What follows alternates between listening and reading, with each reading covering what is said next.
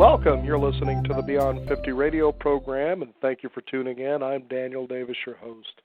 Today we have a wonderful guest joining us on the program, and I find sometimes when we get the opportunity to do what I would consider to be a very profound topic, such as finding one's way or spiritual path, I have found many people as they approach midlife finally breaking away from the old ties that bind them. Perhaps they got involved with a particular spiritual practice because it was the one their parents followed through tradition. But sometimes they find that that just isn't working for them, and they find themselves continuing to ask the question, what am I, and is this all there is? Well, joining us on the program today, hopefully will be someone who can share a way in the way that she also helps work with other people when it comes to the question, how to know God and how to know ourselves. On our program today is an awakened mystic and spiritual teacher, and it is Elle Collier, and she's joining us here on the program today to talk about teachings and individual support in God-mind orientation. And I'd like to welcome Elle Collier for joining us here on the Beyond 50 radio program. How you doing, Elle? Thank you. It's wonderful to be here.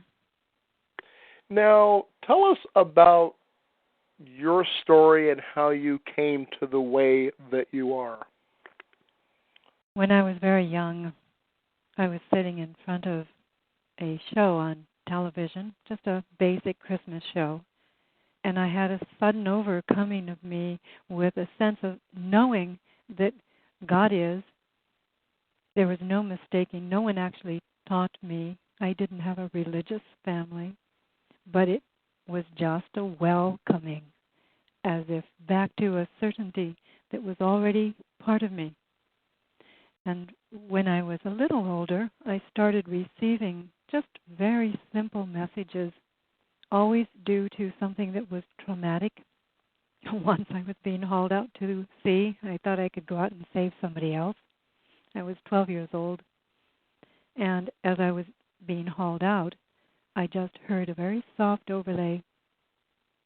Just be still, stay on top of the water, relax.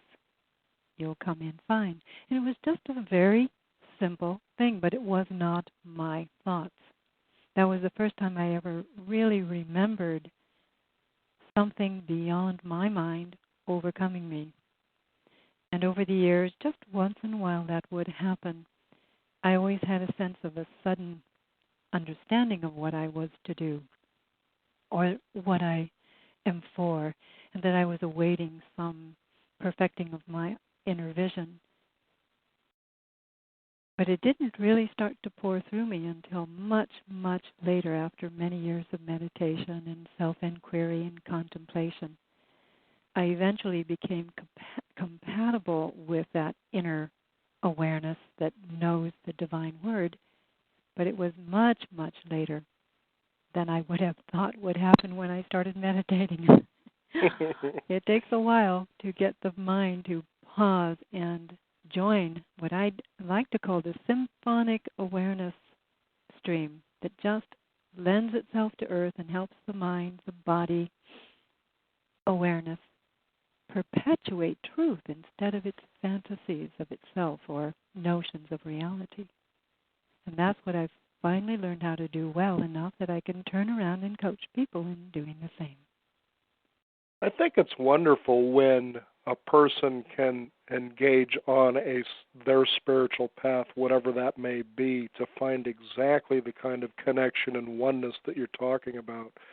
I remember many years ago when I first began studying, for instance, Zen, there was this one interesting little passage that talked about the Western mind, and that at first when a person begins to walk on this particular path of Zen, for instance, and they're caught up in the romantic honeymoon notion of it all because it's all so fresh and new. But then as the days go by and as the months go by, and one of the core principles, of course, of Zen is meditation, just learning to lose one's mind or coming to a zero point, if you will, to where, as you were suggesting earlier, that we are here in truth rather than the fantasy of that truth.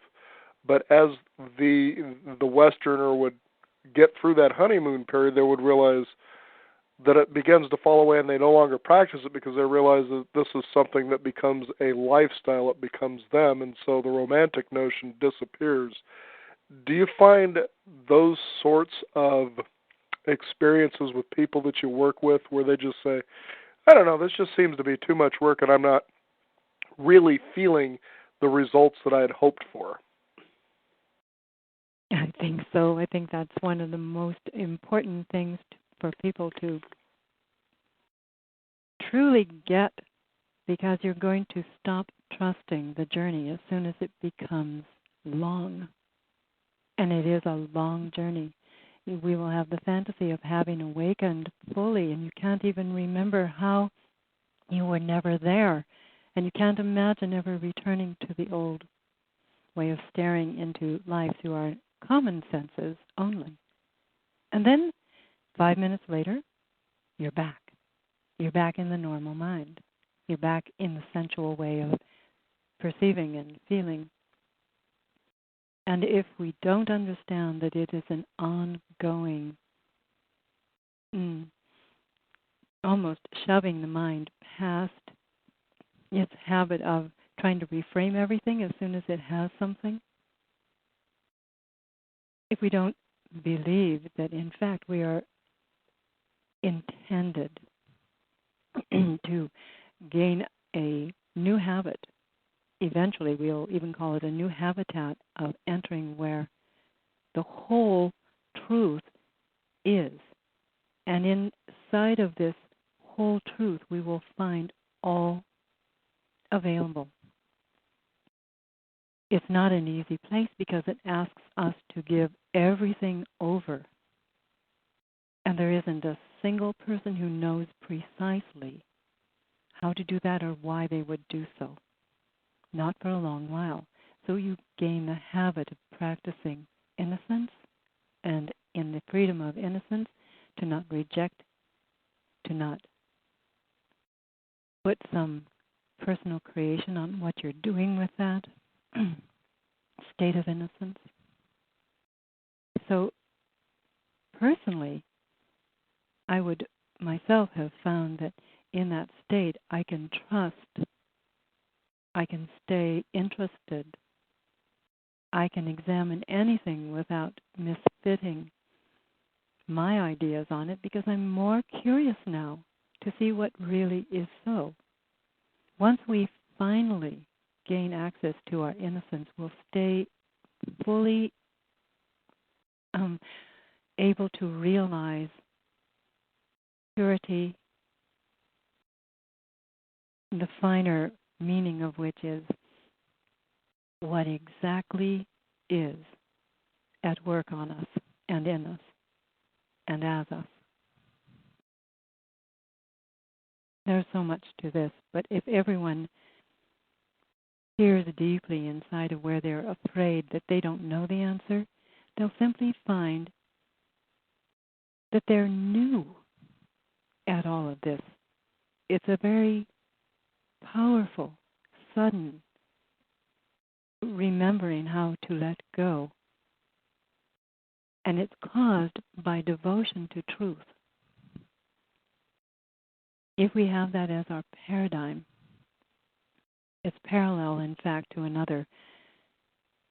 If we have, let's put these together, if we have the interest in real truth and the interest in knowing how to give, how to be well put to the earth in our fullest capacity, we'll learn powerfully and properly how to believe in all the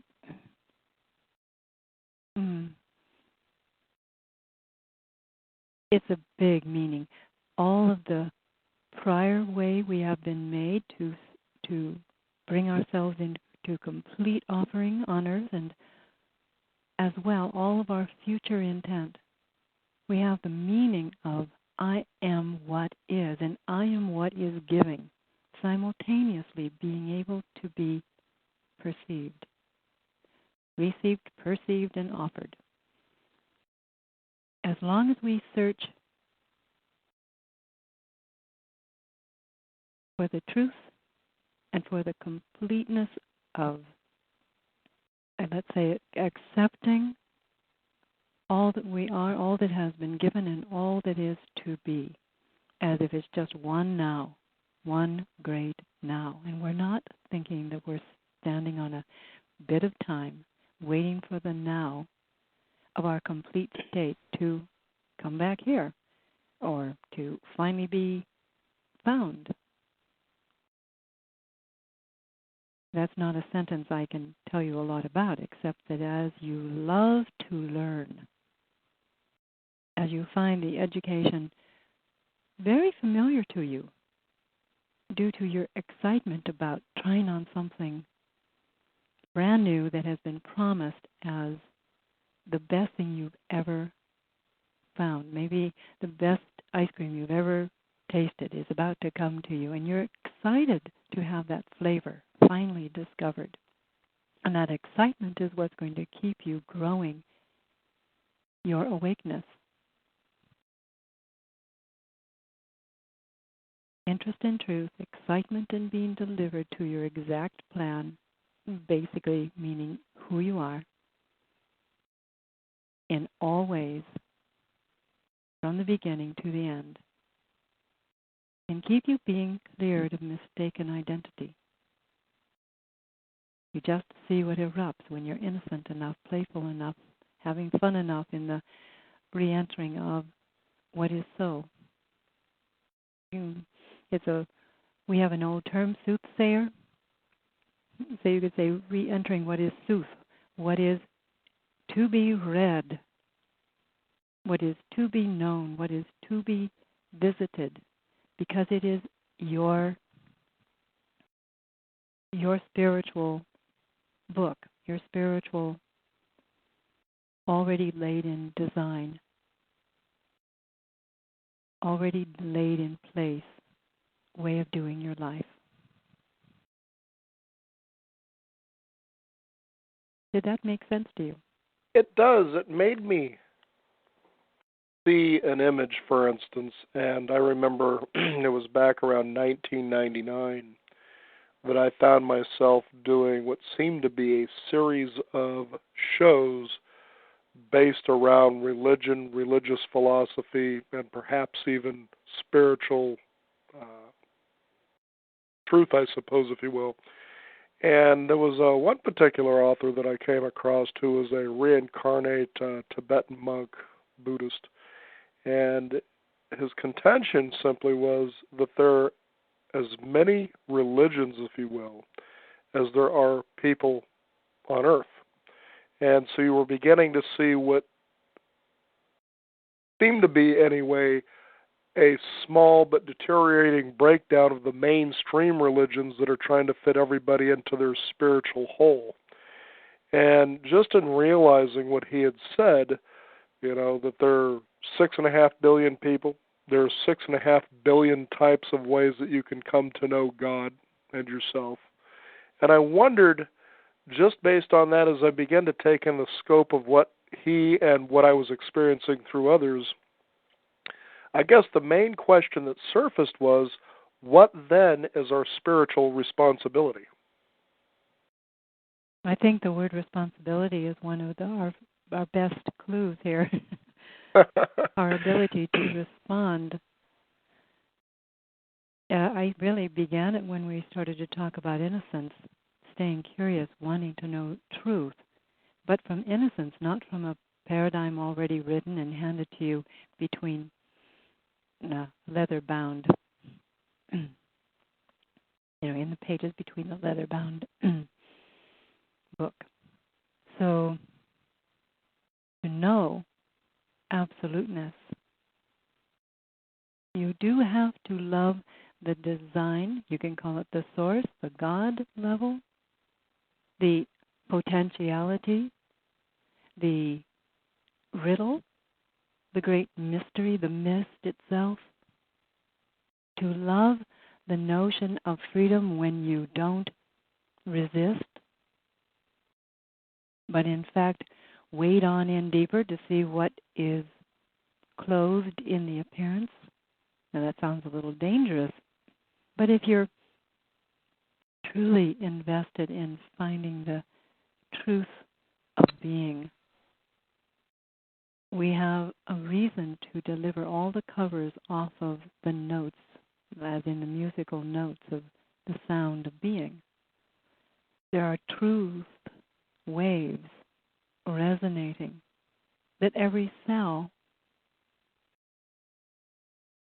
has to believe in, or they couldn't exist. There is truth to be picked up on. We approach truth dependent upon how the universe made itself be at the moment it eloped to Earth and found a way to demonstrate individuality. Mm-hmm. I often think of astrology as a perfect example because your chart and my chart identify our different means of having experience, our different perspectives, the likelihood of how we're going to greet experience. It's rather fun to look at different versions that help us notice our uniquenesses. And though you might find a lot of similarities between us, nonetheless, once we get very fond of noticing how waves of energy move and come upon us like waves on a shoreline, we'll notice the differences between us just hanging out together. They're not bad. We'll just notice that your current and my current work differently. They have different effects on what is. It is a chaotic surging. If we actually look into the waters just out beyond the waves, we'll notice that there's an ecstasy of twinkling of the light that comes upon it, but the waters themselves are choppy. They're bouncing into each other all the time, constantly rearranging the way the waves move. And that's what we're constantly doing, rearranging in accord with how we are looking for the truth, is where I really want to take us on this, where we're looking for the God signature, I call it. Rearranging ourselves in whatever way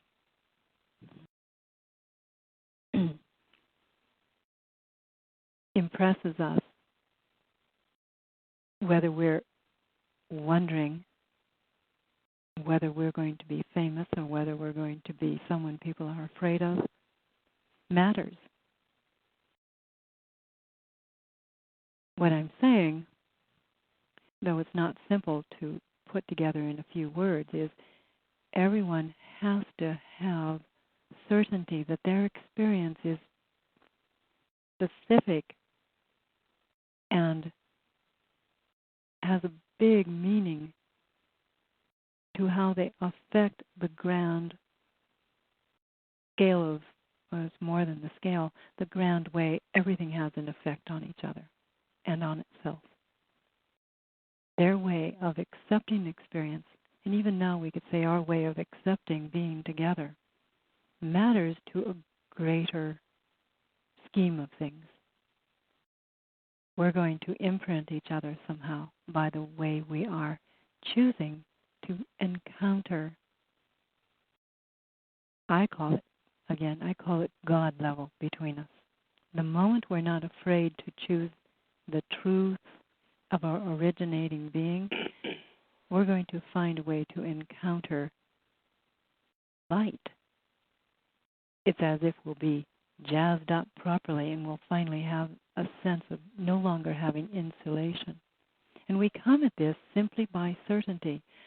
Our individual religion then could be called a religion of faith in showing up completely. And in showing up, not just showing up as an item that is separate from where others are standing, but has wavelengths of interactivity constantly enveloping others, using what others are sending their way as well. So the more power of positivity we have in our interactions, in our interactivity, the greater our capital W, our word shall be felt, our style of being, our way of bringing God here. our way of bringing the truth of what is exact and real, same meaning as God, here. I will bring the light I am. You will bring the light you are, capital L. If we trust enough, we bring a bit of we call it sometimes the garden, capital G. We bring a bit of the fruits of truth with us, as long as we have interlocking acceptance of who we are, where we are, with whom we are, all coming together evenly and accurately by love, brought together. So your way of bringing you to the mix has to be superlatively, genuinely your own wave, and not because someone said, now show up and read this instruction in this manner. It has to come because your heart is soaring with, this is a precious moment to be in. Our religion is to be that of sanity, of self-acceptance, and that is a very bold meaning. The self-acceptance includes me, includes anyone else you'll meet, includes the way the wind is on your skin.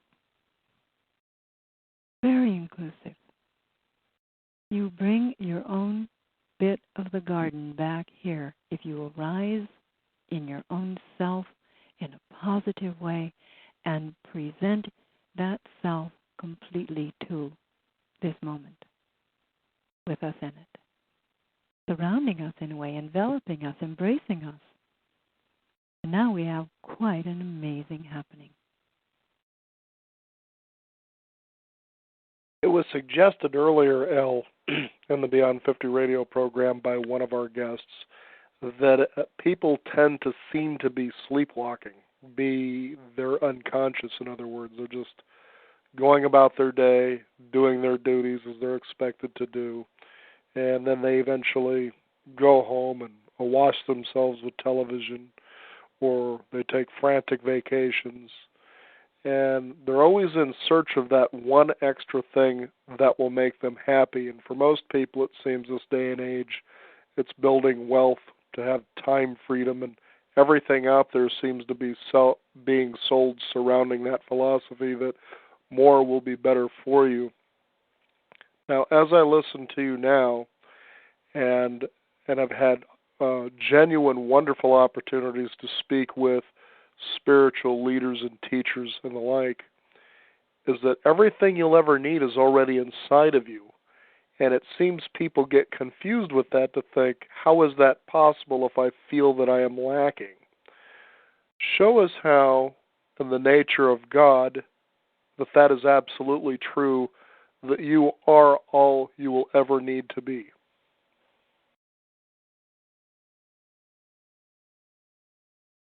Did you say show us how? In the nature what of God? way? In other words, people, they tend to think that it's out there. Yes, I understand. Okay, and the ideal between, or as spiritual leaders and teachers teaches, it's already inside of you. It's a matter of getting you connected to that. And so I guess what I really mean to ask is, what does that look like so they get a glimpse to where they feel more encouraged to go into that place that you're talking about? The headline here is, how much can you let go so you can get to know the original self? I don't need to tell you to go take off your clothes and walk out of the house and, move in a completely different way. Not yet, anyway. You might want to explore what that feels like. But to take off all the load of extraordinary ways of thinking I. And everything past the word I is extraordinary. It's beyond the ordinary I am. It's a very specific sentence to give ourselves.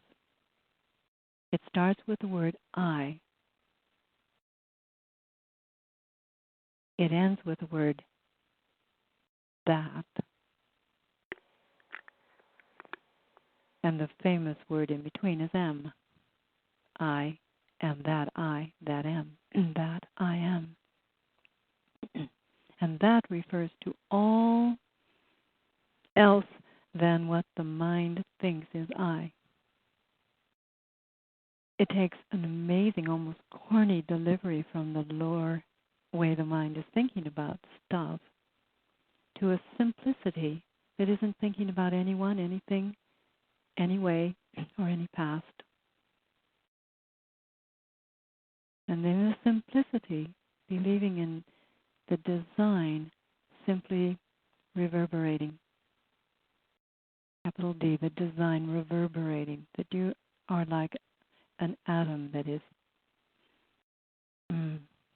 twinkling energy, and that the energy of that is substantiating how the universe works.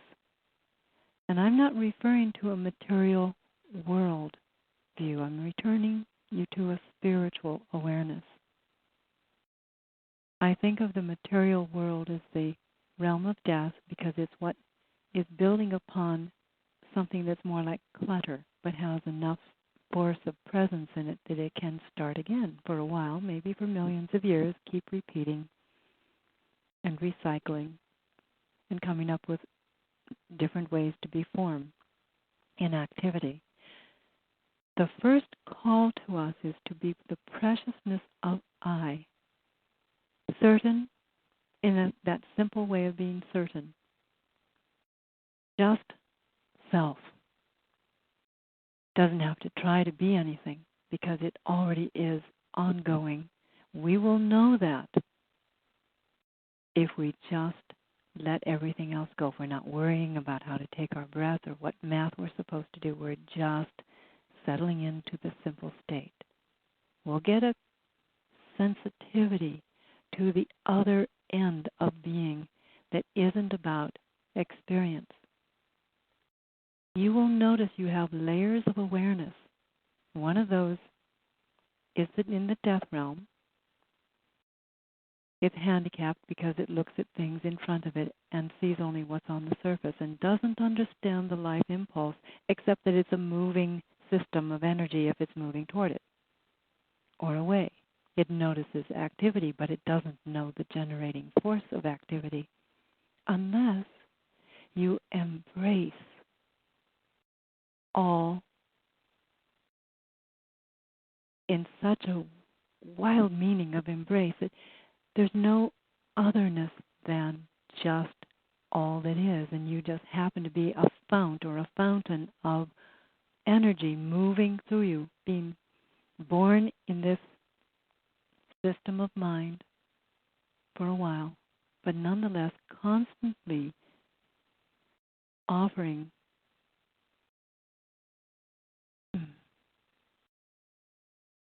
constantly giving evidence of radiant, I would like to say love, radiant admission that I am here with you.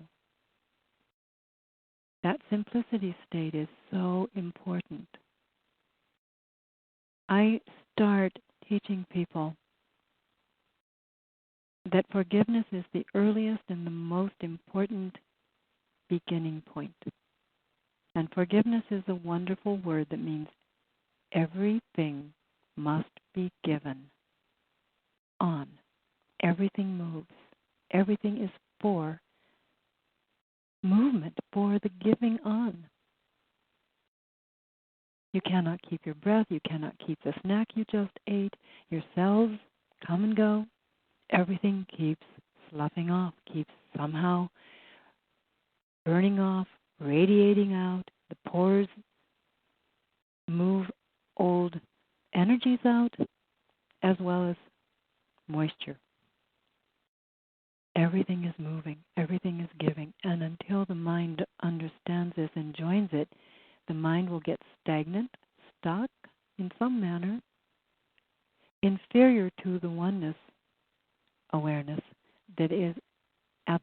higher layer of intelligence I was referring to. And we are a stacked awareness. We're just not to coil around the bottom layers of awareness. We're to uncoil, unshelter, move on along the line of, let's call it something better. Move toward the beginning of being, as in remembering that that is the beginning point of all actions too. Just arranging ourselves to ensure that the mind is nabbed by the whole perception of your spiritual consciousness and utilized as its tool. So we've done things backward here.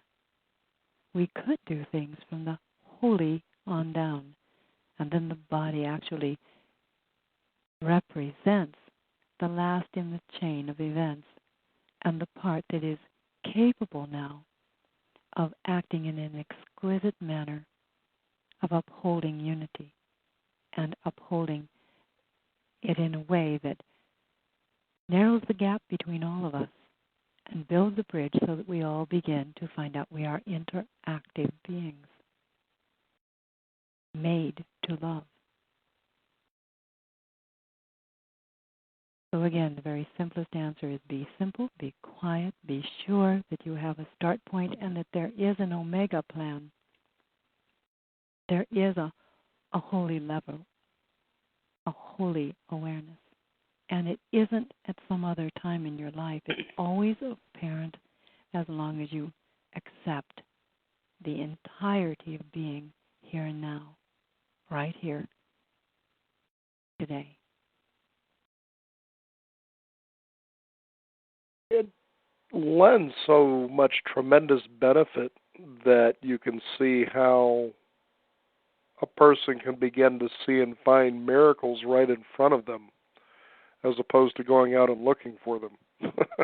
And, coming from that point there. Now, let's talk about your retreat and what people can anticipate. I know that you can also, you do teleseminars, and let's talk about your retreat and let people know more about that.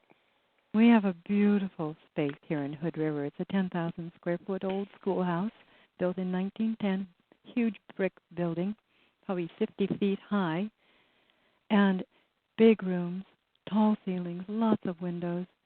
It's quite a nice environment to just come and take your sudden awakening, the aha. It's an exquisite energy, not just in looks, but you'll find that you walk in and you feel sheltered, like the place itself has remedied something of the past by removing all the barriers to your development. It's a giving place. And here we have people coming for personal retreats, for group offerings. I have weekends and longer. We have people coming just for a day or personal sessions with me. So go on to the website and you can get a good look at it, get a little preview. Much happens to begin the remembrance of oneness when you walk in here. And go ahead and give your website so people can find out more about the retreat, or what you do, and how they can become spiritually responsible. You'll have to listen carefully for this. It's a term that comes from the angelic. At least that's how I was gifted it. It's called Ine Re, and it is spelled I-N like normal, E-I-RE.org. IneRe.org. It's been a pleasure to have you on the program.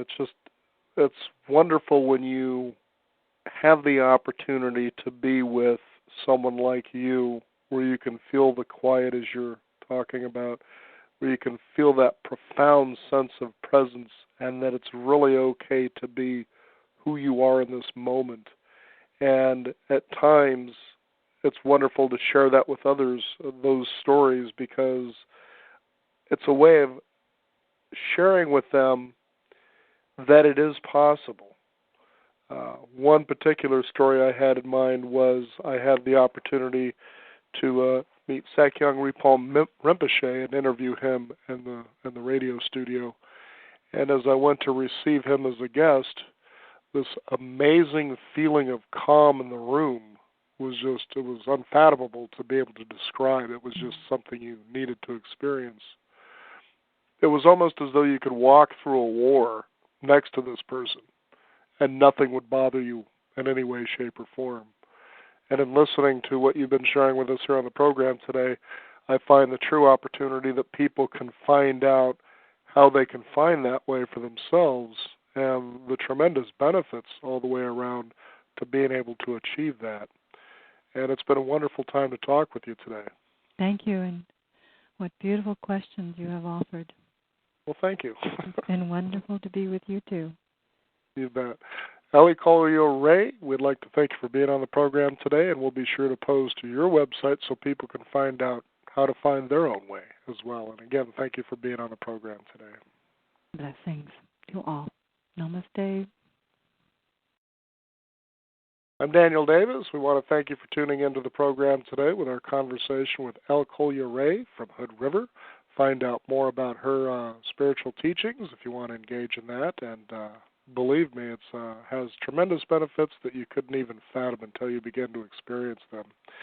Thank you for tuning in today. Be sure to visit our website at beyond50radio.com, the number 50 with a 50, and also please subscribe to our free weekly e-newsletter. Comes by email, and it's multimedia, where you can find out more about Elle Collier and also a lot of other amazing things as well. I'm Daniel Davis. Thank you for tuning in. You've been listening to the Beyond 50 radio program, and remember, live your day past halfway.